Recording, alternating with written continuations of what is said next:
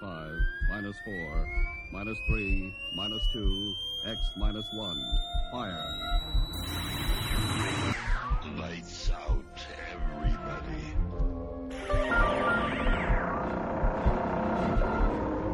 The creaking door. Dimension X. Inner Sanctum Mystery.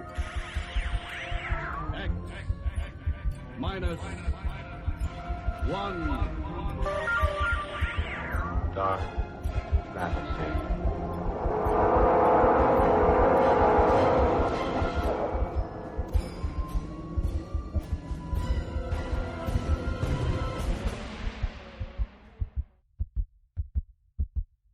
Hello and welcome to this week's episode of Sci-Fi and Horror. This week we will hear from the short-lived series called Macabre. Macabre aired on the American Forces Network, which was a military radio and television network. I believe these shows were produced in Japan by the military over there. The U.S. military over there. As I said, Macabre was a short-lived series from 1961 to 1962. The first drama of the series is titled Final Resting Place.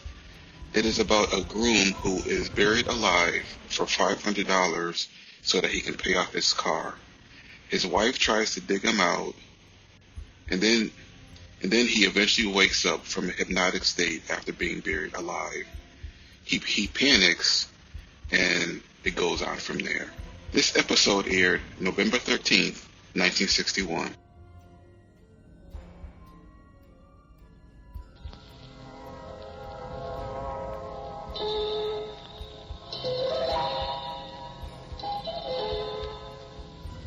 Man lives in a world of time and space. He lives in a spectrum of the universe. When he ventures beyond this limit, he is in the unknown, a realm where strange forces are brought into play. When man attempts to misuse these forces, he is sometimes destroyed. This is Macabre.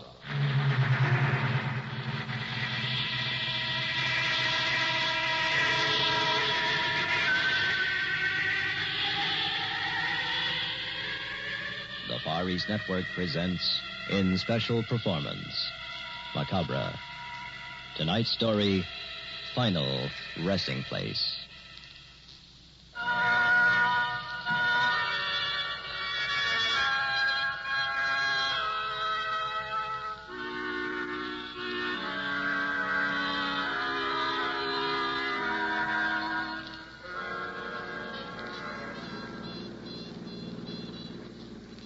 Roger, this doesn't look like the road. Honey, I think we're lost. It has to be right, Sue. Justice of the Peace back at Carterville said the lake was on the main highway. We haven't made any turns. But, darling, it's getting dark. This road doesn't look well-traveled.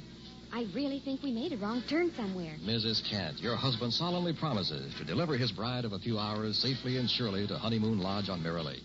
Now, let's hear no more about it. Come on, move closer. Head on my shoulder. That's it. Roger, you better watch the road. Why? We haven't passed another car for an hour.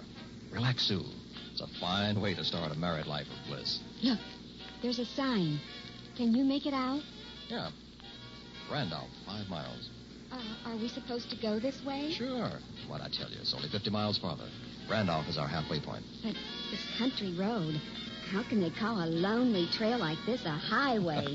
You're just a sophisticated cityite. Now close your eyes and listen to the radio. We'll be there before you know it. All right, darling. I guess I'm getting jumpy. Head on my shoulder and not another word. Okay? Okay. We interrupt this program to bring you a special news bulletin. Authorities at the state asylum have just issued the following warning. A dangerous homicidal maniac escaped custody this morning and is believed to be in the vicinity of Randolph. Roger. Listen. He's 45 years of age, weighs 200 pounds, has thick gray hair, and answers to the name of Dr. Vardmore. We repeat, this man is a dangerous killer. Those in the vicinity of Randolph are urged to take extra precaution tonight. Since this killer is armed, the public is warned against walking alone or driving at night on the quiet roads near Randolph. Report all suspicious persons to the county sheriff's office. Now we return you to Stars of Music. Roger, did you hear that? Sure, but how does it concern us? Darling, we are driving down a country road near Randolph. Suppose we should have car trouble or a flat tire. Oh, you are getting jumpy. Let's stop in Randolph for the night. But, Sue, our reservations at Mirror Lake are for tonight. Please, Roger.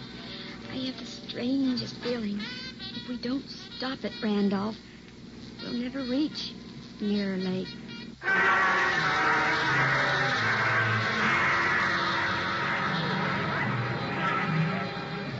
Great idea, Sue. What, darling? Stopping here for the night? Now we can see the carnival. It's all right while these people are here, I get. But we'd better go back to the hotel before they leave. Are you still afraid? Well, kinda. Aren't you? Come on. I'll show you a good time. You'll forget all about it. Okay. What's that man doing over there? And now, ladies and gentlemen, if you would kindly step closer, I don't know. Let's I find will out. demonstrate for you one of the great marvels of all time. As you see at my feet is a hole, an excavation 6 feet in depth, a grave, if you will. And beside me here is a casket. Now, friends, what do you think we are going to do? Now, friends, ladies and gentlemen, have no fear. Tonight, I, Professor Vincent, will select someone, one of you from the audience, to be hypnotized and placed in this casket. Then I will bury him alive for 5 days.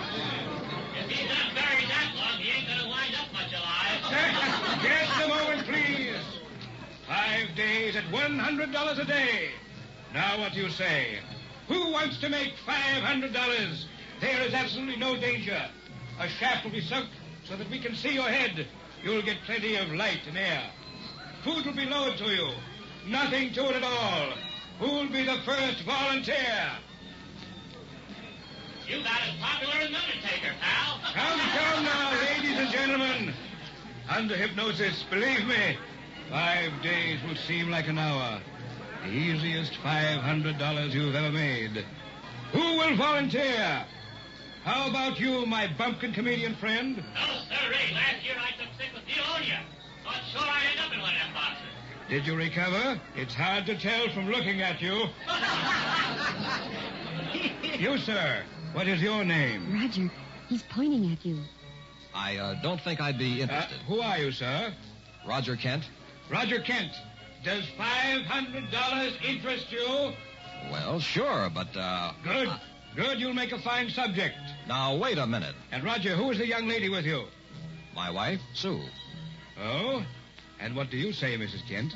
Why, I think it's just a dreadful idea. No. You better pick someone else, Professor. Nonsense. Do you need the money? We do need it.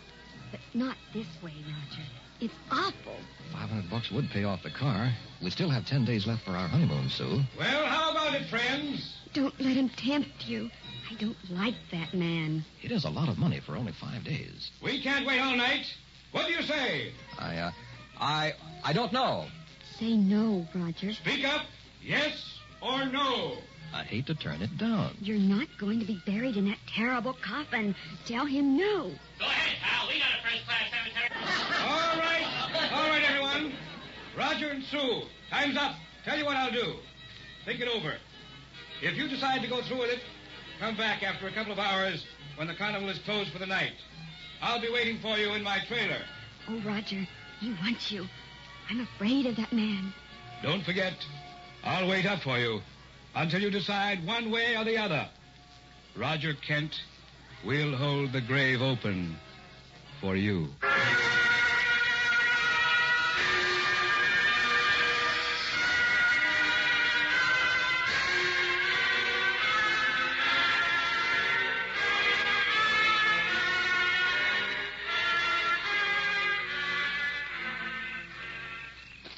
Roger, I'm afraid. Listen, Sue, my mind's made up. But suppose... Face up to it. We need the money. That's the easiest $500 I ever heard of. Darling, I know that. Then what's the matter? Well, in the first place, we shouldn't be out here in the dark with that madman loose. In the second place... Professor Vincent seems too interested in me. Oh, Roger, you read my mind. I'm just trying to protect you, honey. That man, I don't know that... something wrong. Admit it, Sue. You don't like the buried alive act. Isn't that it? Yes, I guess so. It's horrible. I thought so. Uh-oh. This must be his trailer. Professor Vincent. Here it is. Roger. Yeah? If he answers, there'll be no turning back. It'll be too late. I know. No turning back. Professor Vincent? Come in, Roger and Sue. Come in. Did you really think we'd come? I was certain. You see, there is no other way.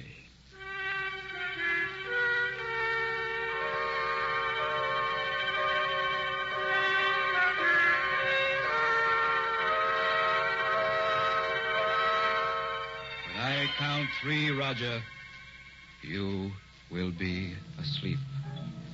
Sound asleep on your feet. Then, Roger, you will be placed in the coffin and lowered into the grave for your 5-day rest. Now look deeply into my eyes. Deeply.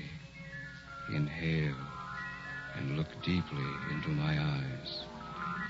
You're going to sleep, Roger. To sleep.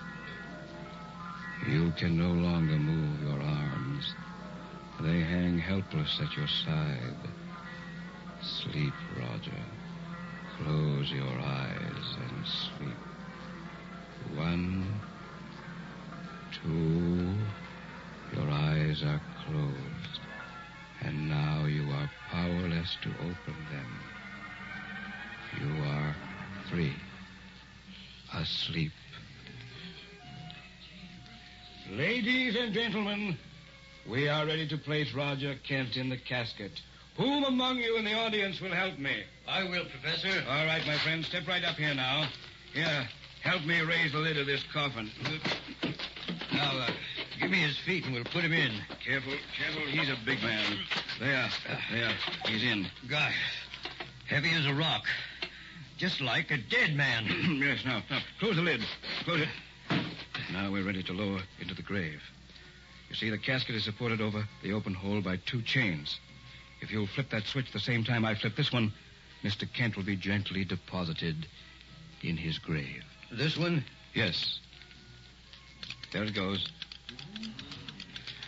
Glory be. Just like a real funeral.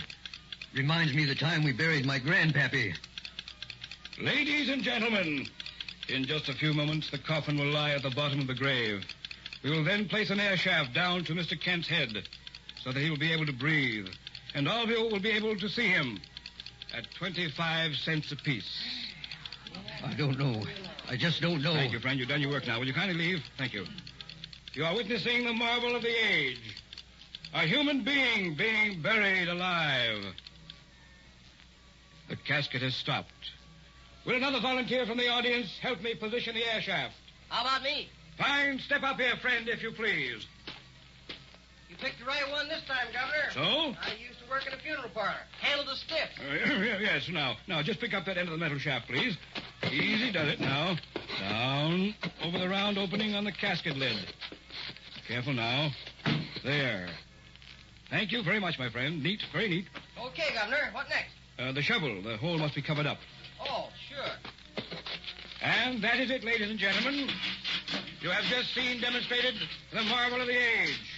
A man buried alive. Mr. Kent will lie there in a deep slumber, the end of which time we'll dig him up and pay him $500. In the meantime, my friends, you may step up here and view him down the shaft for a small sum of 25 cents, 1/4 to 1/4 part of $1. Ladies and gentlemen, who will be first among you? No, sir. What's that you say? Dishonest, I say. What's the matter with you? Charging money to see him buried alive. What? I ought to know. I helped you lift him in. Leave the constable, sir. Leave here immediately. That man ain't buried alive. He's dead.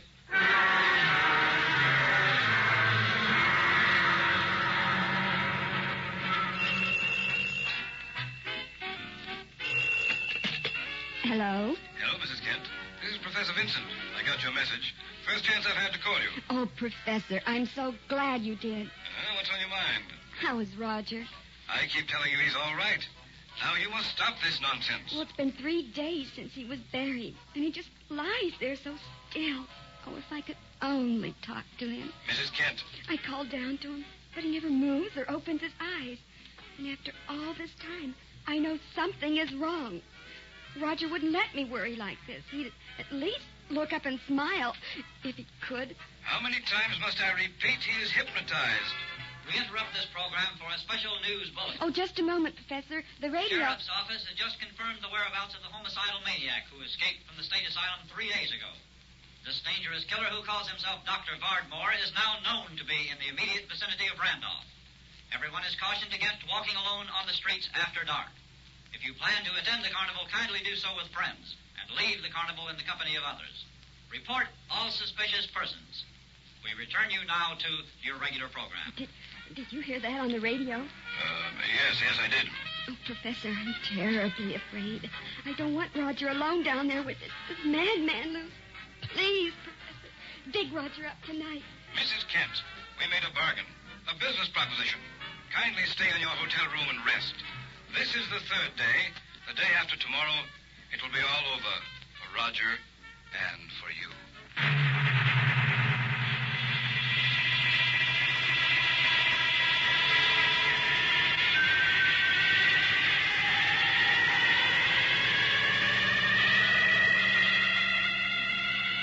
Pardon me, ma'am. Are you Mrs. Kent? Why, yes. Who are you? I'm the one who helped put your husband in the casket. Well, why are you talking to me? I don't know. Just to warn you, I guess. I think your husband's dead. Oh, you horrible, horrible little man. Get away from me. I'll call the police. That's you, Mrs. Kent. Oh, Professor Vincent, I'm so glad to see you. A terrible little man. Yes, I heard what he said. Now get hold of yourself and listen to me carefully. This is the 5th night. I want you to go to the hotel and wait until the carnival is over. Tonight is the last showing at Randolph. At 11:30, you take a taxi out here to the lot. I'll meet you. Roger will be ready along with the $500. All right, Professor. Anything you say. Oh, thank God this is about to end. Yes, my dear. It's all about to end.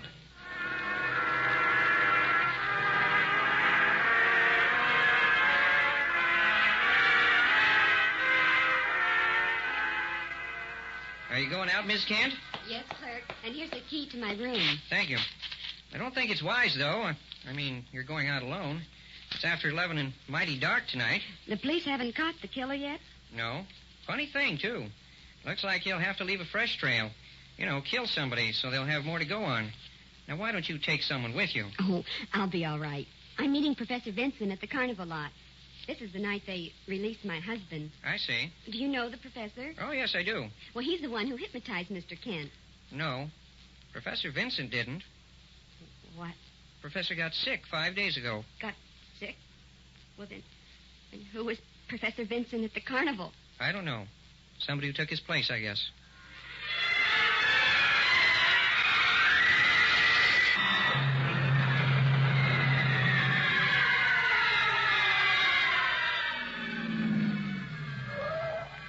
Here you are, driver. Thank you.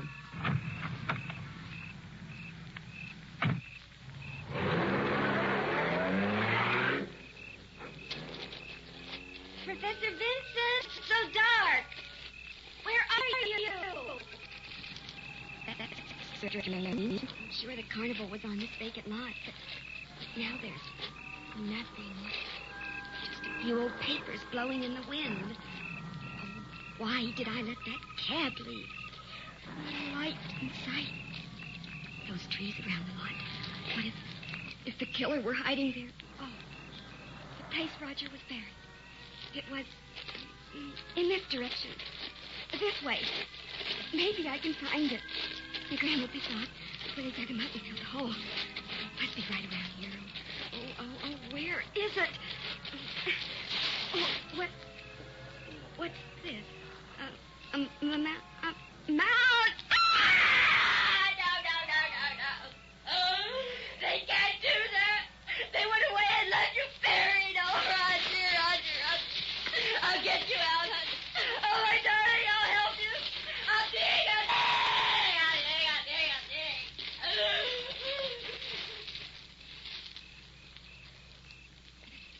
Something is watching me from those trees.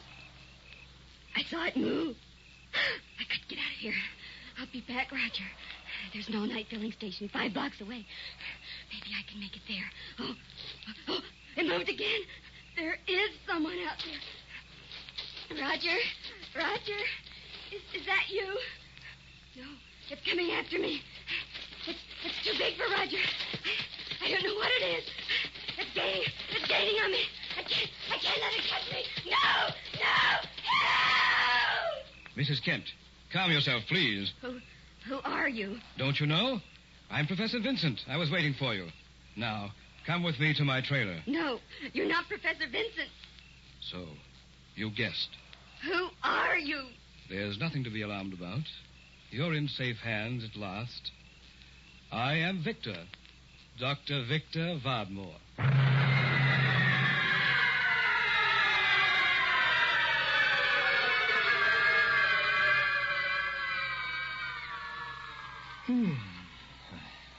I've been asleep, I guess. Legs feel cramped. Mind's foggy. Can't remember what happened. Sue, where are you? Dark. Pitch black. Must be night. Quiet. Not a sound. I could only remember. Think back.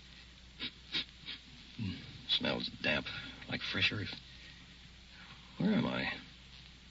Gotta get up and stretch my leg. No room to... Wait a minute. There was this carnival. Professor Vincent. Oh, it's beginning to come back now. I was hypnotized and put in a casket. Buried for 5 days, yeah, it's clear now. The time's up, yeah. They're going to dig me up now. Boy, the deep did not expel that little boy put me in. Glad it's over. Okay, Professor. You can bring me up now. I guess he stepped away from the shaft. Shaft? Where's the shaft? It's supposed to be over my head here so I can see up. Can't see a thing. Cloth-lined coffin lid where shaft should be. What's going on here? I'd like to get out, Professor.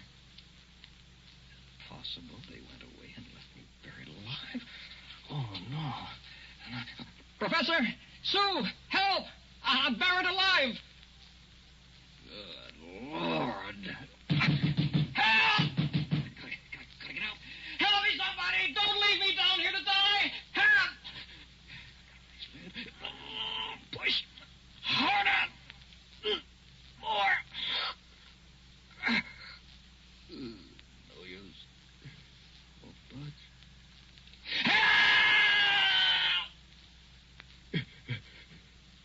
I'm gonna die. You left me here to die. Can't call for help. Nobody'd hear me. Carnival left. Nothing up there but a vacant lot, edge of town. If somebody came back, how could he tell I was down here buried? Oh, God, don't let this happen to me, please. Help me, save me. God, don't let this... I don't want to die. I'm doing things. This is Professor Vincent. Now listen carefully. Where are you? Get me out of here. Don't fret. Your oxygen supply won't last much longer. Oxygen? You're buried alive, Roger. And I'm not coming back for you. Not going back? I'm leaving you buried there. Well, Professor, I'll kill you. Roger, tell me how. I'll kill... Don't excite yourself any further. The oxygen pellet won't sustain your lungs. You are hearing my voice in a small, shortwave receiver and transmitter near your head. I am talking to you from my trailer about a block from you. Sue is with me, Roger. I want you to listen very, very carefully. Sue, there? Go ahead, Sue. Tell him. Oh, Roger, are you all right? Yes. What's he doing with you? Please do as he says, darling. He's not the real professor. He's that escaped madman from the asylum, Dr. Vardmore. He's crazy, Sue. Please, darling, we have no choice. Please, quick. Listen to me. One move like that, and I will kill you both. I've gone to a lot of trouble to set up my final demonstration. What are you going to do? I am going to try personality transference. We have the required situation. A man buried alive in mortal fear of death. And the woman he loves, who will do anything to save him. If we do, as you say, what then? I will release the two of you. And if we don't? You have just enough oxygen for just a few more minutes. I see. Hurry, Dr. Vodmore. Get it over with. Now, Roger, I want you to think about Sue. Sue, you about Roger. Each imagine he is the other. Roger, you are standing beside me in the trailer. Sue, you are lying down there in the casket. No! Cooperate and I will free you. It's your only way out of that grave. If it works, you mean I'll be in Sue's? Yes, and she in yours. Do it, darling. It's our only chance. He's not Sue. That's enough. One more refusal, and I'll turn off the shortwave transmitter and leave you in your dark world forever. Now, Roger, imagine you are Sue standing here. Sue, you concentrate on being Roger in the casket. Think. Put everything else out of your minds. I have it. Repeat something you both know. Say the 23rd Psalm. Here we go now. Start with me. The Lord is my shepherd. I shall not want. He maketh me to lie down in green pastures. He leadeth me beside still waters. He restoreth my soul. He leadeth me in paths of righteousness. For his name's sake, even though I walk through the valley of the shadow of death, I fear no evil, for thou art with me. Thy rod and thy staff, they comfort me. Thou preparest a table.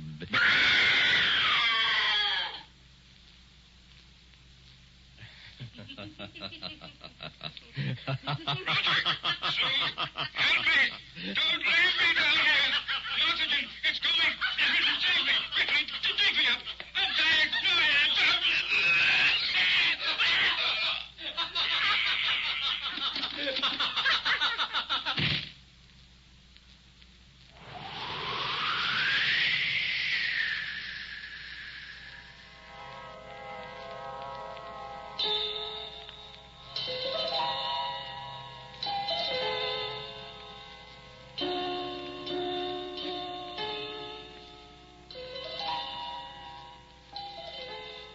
You have just heard Macabre, a special Far East Network presentation. In our cast were John Buey as Professor Vincent, Mitzi Hennessy as Sue, William Verdier as Roger, Milton Radmilovich, Air Force Sergeant Bob Eddy, and Air Force Sergeant Newell Stewart. Technical supervision by Hiroshi Odo. This is Air Force Sergeant Al LePage speaking. Macabre was written and directed by William Verdier.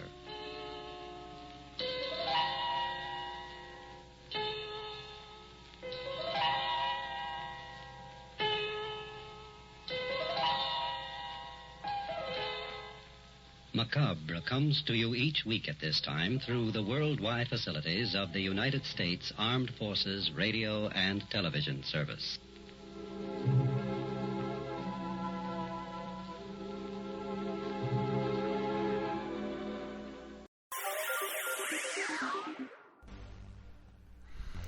Thank you for listening. If you enjoy what I'm doing, I ask you to please subscribe to my channel or channels. You can also go to my website where you can listen to all of my podcasts for free. You can also download them for free. And there is donation information on the website if you feel like you would like to show some support for what I'm doing. You can email me. The website is otr.duane.media. And my email is info@otr.duane.media. And my Instagram is duane.otr. Well, hope you enjoyed. And until next time, stay safe. Wish you well. Peace.